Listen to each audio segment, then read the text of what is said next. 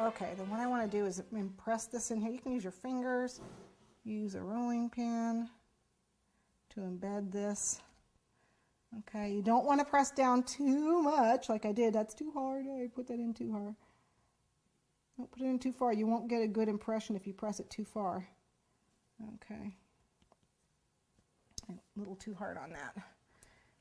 And then I'm just going to make sure that every line, especially this little netting right here, is touching the chocolate clay. Why do we do that? Well, because you don't want the plastic, the silicone, to go around the other side. You don't want it to get embedded inside the silicone. You'll end up with no definition is what you'll end up with. Okay, so take your time, go around this whole thing, every little line. Another reason why you don't want it too long. Every little piece, even little thick guys right here. And remember, what you're looking at is basically what you're going to get. This is the positive. This is what your fondant is going to look like. So you want to make sure that what you're seeing is what you like. I have one more thing I'm going to do with this because I don't want to have to do two steps. I don't want to have to make my lace and then make the pearls to go along the top of it. So I'm going to go ahead and do my pearls at the same time. So what I have here, these are 4mm pearls. Not pearls, I don't know, they're stones. It's a string of beads that I got from the craft store, and they're 4mm. You can use any size you want, of course. And I'm going to put this right at the top of my lace. Press it down. There we go.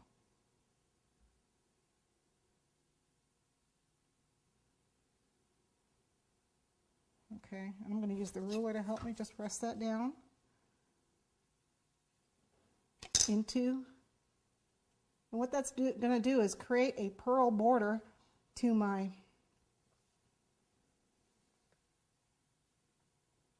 lace. Okay, so that's what I'm going to see when I mold my fondant. Don't press it in too far, because if you press it too far, then you're going to end up, again, you're going to end up with no definition. Okay, the other thing is, see that I've got these little nylon strings. That's what holds the pearl. You can clip those off, or you can leave them on. The clay is going to, show those lines, which means in your fondant might show those lines. In my experience, the fondant never gets in there, so I don't worry about it. So I'm going to leave them on, but you may want to cut those off once you've got it in here. Just remember, then your beads are going to go flying when you take them out. Okay, so we go all the way around this. Take your time, get a nice, so that every line is touching the surface. Not necessarily embedded, but touching for sure. Okay, now what I want to do is cut it out.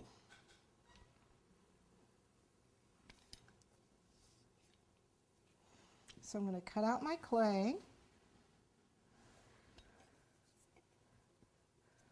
Okay, and then cut it along the top.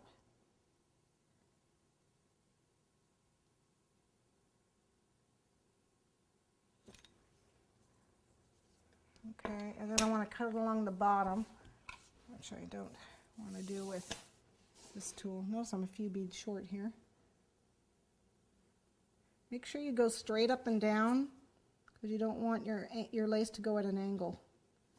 Can't use that side, I have to use this side. I'm going to cut out straight up and down.